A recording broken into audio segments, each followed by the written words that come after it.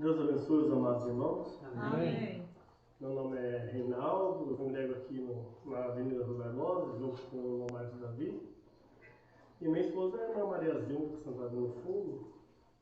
Acho que alguns irmãos conhecem ela.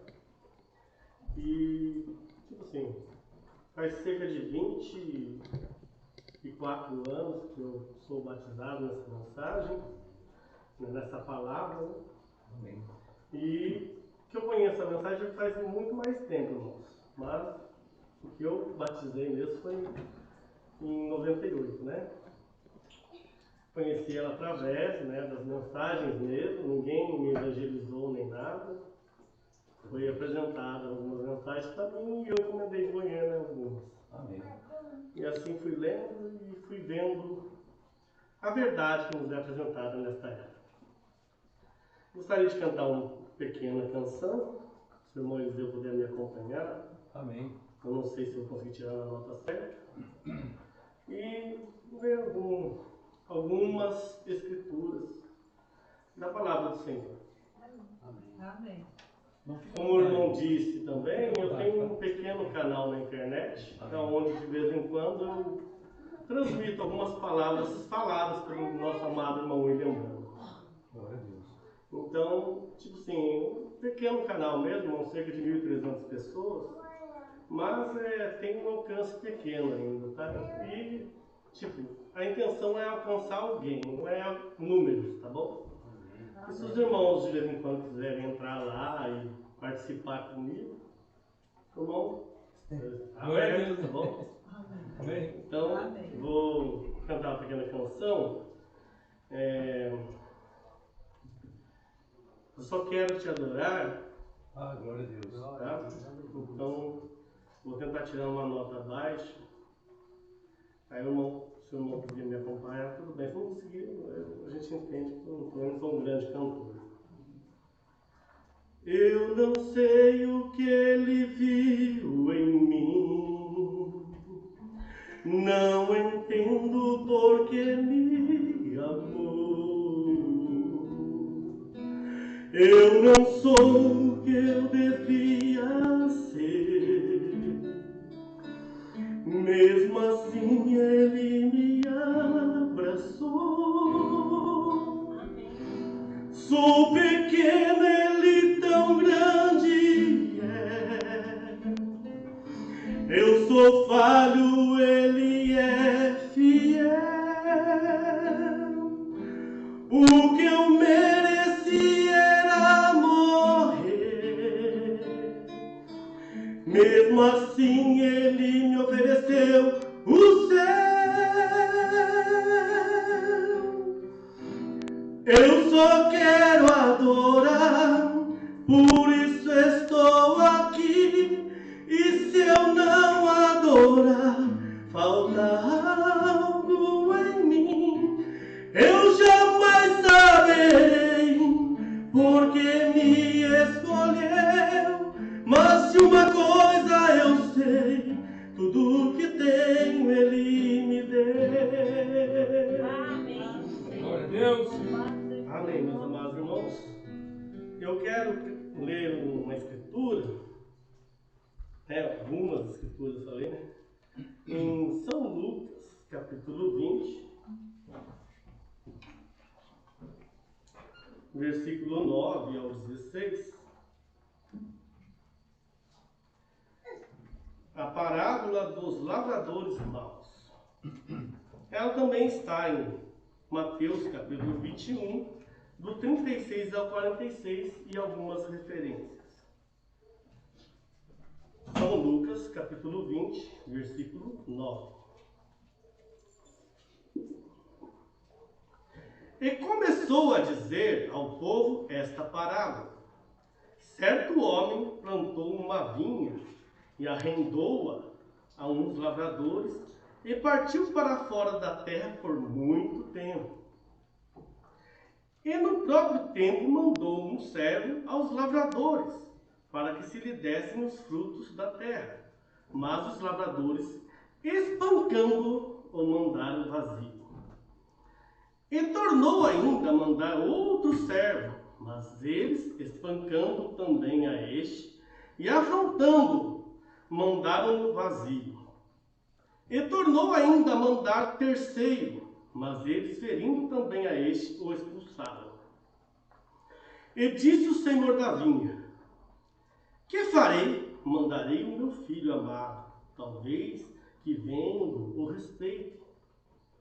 Mas vendo os lavradores, arrazoaram entre si, dizendo: este é o herdeiro, vinde, matemo-lo, para que a herança seja nossa. E lançando-o fora da vinha, o mataram. Que lhes fará, pois, o senhor da vinha? Irá e destruirá estes lavradores? E dará a outros a vinha? E ouvindo eles isto, disseram: não seja assim. Agora eu quero ler em Hebreus capítulo 12, versículo 24.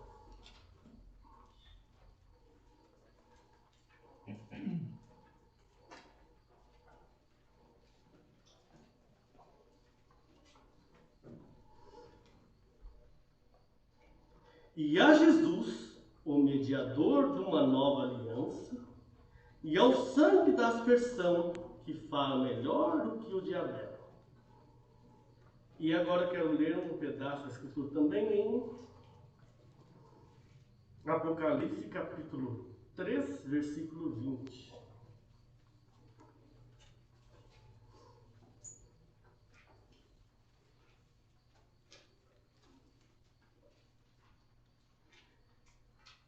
E eis que estou à porta e bato. Se alguém ouvir a minha voz e abrir a porta, entrarei em sua casa e com ele cearei e ele comigo. Amém. Amém.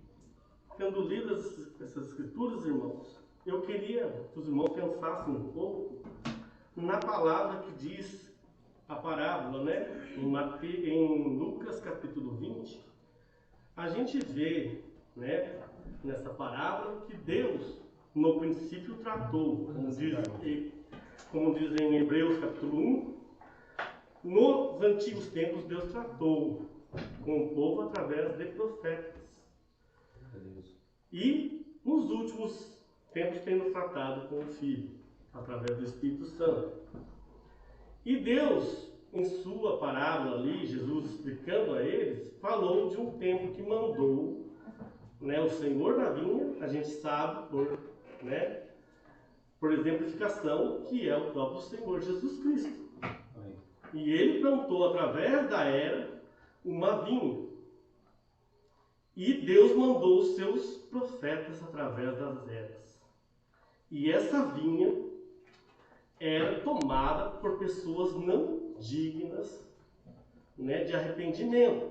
A gente vê através dos filhos judeus que morreram no deserto. Eles foram salvos do Egito, no entanto, tiveram desejos das coisas mundanas, materiais do Egito. Tiveram saudade dos repolhos, dos legumes que eles comiam lá. E ainda tiveram coragem de falar ao profeta de Deus, que era a porta da salvação daquela época, Moisés, porque a mensagem, irmãos, é a porta da salvação para cada época. Amém. Então, naquela época de Moisés era a salvação para aquele povo. Não Moisés em si, mas a palavra de Deus apresentada por Moisés. Então, nesse sentido, eles falaram que tinham desejos dos repolhos e legumes do Egito. E o Egito aponta para o mundo. E disseram mais ainda, afrontando a Deus, irmãos. É uma coisa muito complicada. Um povo salvo, batizados no mar e no sangue, né? Mas não batizados no Espírito. Os irmãos entendem isso? Amém. Então, eles estavam ali desejosos ainda do mundo. E ainda conseguiram dizer que tinham fastio daquele pão vil. Que Deus havia mandado o maná dos céus para eles e codornizes, carne para eles. Eles não tiveram que trabalhar por isso. Mesmo assim, chamaram de um pão vil. E Isso para a gente ver o quanto aquela geração era incrédula. Não sejamos, irmãos, incrédulos e sim crentes. Crendo nessa mensagem de todo o nosso coração, que o nosso profeta ele batalhou contra todas as denominações do mundo para nos trazer essa mensagem. Isso os irmãos estão cientes. Creio que todos leem as mensagens e veem isso. Mas eu queria só apenas falar um pouco sobre isso. Viram que esse pessoal que é incrédulo, eles não têm respeito por ninguém e não tiveram respeito nem pelo filho. E espancando, acharam que isso seria algo que eles fariam que não teria consequências. Mas quando eles colocaram o Filho de Deus na cruz do Calvário, eles foram amaldiçoados. Veio o general Tito e acabou com Jerusalém cerca de 50 anos depois, né? Então, tipo assim, temos exemplificações de como seguir essa mensagem, de como viver essa mensagem, de como se portar dentro dessa mensagem. Todos os dias, esses mesmos homens que, tipo, estragaram aquela vinha, eles levavam os seus cordeiros, as suas cabras, para sacrificar ao Senhor. Mas, no entanto, o nosso amado profeta William Branham fala, isso não tirava o desejo de pecar deles. Nunca tirou. Porque era um sangue animal. O William Branham fala isso numa mensagem. Que não conseguia tirar o desejo de pecar novamente. Por quê? Porque era um sangue animal. Não poderia tirar, poderia apenas cobrir dos pecados. E com isso, eles voltavam a cometer os mesmos erros. Se os irmãos olharem no livro de Juízes, quantas vezes eles tentaram ao Senhor e voltaram a adorar a Baal, a Astarote e a outras mais, outras imagens que não veem, não falam e não criam nada. São demônios, o irmão Ana fala. E esses judeus, eles sempre se arrependiam. E Deus sempre mandava alguém para libertá-los, porque Deus tinha uma promessa para com eles. E Deus também tem uma promessa para conosco. Ele tem prometido nesses últimos dias um profeta e nos enviou ele. E cremos nessa mensagem. E cremos que receberemos através dessa mensagem o nosso galardão com Deus. Não nos contaminaremos mais com as coisas do mundo, porque temos o sangue precioso de Jesus Cristo. E esse sangue não é um sangue animal, é o sangue divino, como diz o apóstolo São Paulo. Fostes resgatados com o sangue de Deus, e não com o sangue humano. É um sangue que clama mais do que o sangue de Abel, meus amados irmãos. Amém. Ele clama por você, ele intermedia por você todos os dias. A Bíblia nos diz, no livro de Hebreus, que todos os dias somos reputados como ovelhas ao matadouro. Por quê? Porque todos os dias erramos, todos os dias pecamos, meus amados irmãos. E todos os dias devemos nos purificar desses pecados, clamando ao Senhor Jesus Cristo que nos perdoe, porque somos apenas pequenos pecadores diante dele. O Senhor Jesus Cristo se fez pecado por nós na cruz do Calvário, porque está escrito pelo nosso apóstolo São Paulo, que maldito aquele pendurado no madeiro. Então ele se fez maldição por nós um dia, tirou a maldição do pecado de nós e redundou nele, se refez nele. Só que ele não sendo pecado, esse pecado ali acabou, ali foi enterrado o pecado e a morte. E Deus nos concedeu que fôssemos chamados de filhos de Deus diante dele, meus amados irmãos. Por quê? Porque somos resgatados pelo sangue. E o nosso amado irmão Branham ensinou-nos também que o vermelho do pecado com o vermelho do cordeiro se dá no branco. Isso se chama mistura de cores. Ele fala assim, olhe através do vermelho, no vermelho você enxergará branco. Então, diante de Deus, hoje, apesar de todos os nossos pecados que cometemos diariamente, somos vistos diante de Deus como pessoas com alvos mais do que a neve, como diz o nosso profeta Isaías. Tipo assim, ele fala que a gente estava cheio de pecados, mas Deus nos purificaria e seríamos mais alvos do que a neve. Então o que acontece? quando Jesus olha nessa congregação hoje, ele olha vermelho no vermelho, né, Deus, e vê branco. Por que ele vê branco? Por causa do seu sangue que cobre os nossos pecados. Os nossos pecados, meus irmãos, é que nos afastava da comunhão de Deus. Se a gente voltar mais ainda em Gênesis, quando Adão pecou junto com Eva, ele estava escondido do Senhor. Ele estava escondido. Ele não poderia ter companheirismo com Deus. O irmão Brano explica isso, que ele foi expulso do companheirismo. E, nesse momento, Deus matou um cordeiro e lhes fez peles de cordeiros ensanguentadas. Nesse momento, enquanto eles estavam com aquele sangue, né, de cordeiro ensanguentado passando por eles nas peles que os cobriam, Deus ainda se permitiu falar com eles. Se os irmãos voltarem lá, eles vão ver que ainda Adão falou com Deus naquele momento. Só que depois disso, o Senhor falou que os tiraria da presença dele. Isso foi tirando eles para fora do companheirismo com Deus. Quando Jesus Cristo veio, ele nos trouxe novamente para termos companheirismo com ele e sermos iguais a ele em adoção para com Deus. Meus amados irmãos, isso não é nada pequeno. Basta olhar com profundidade que é algo que Deus veio trazer de novo para si. Foi a sua vinha que foi deteriorada através das eras e Deus trouxe para si mesmo cuidar. Por quê? Porque ao homem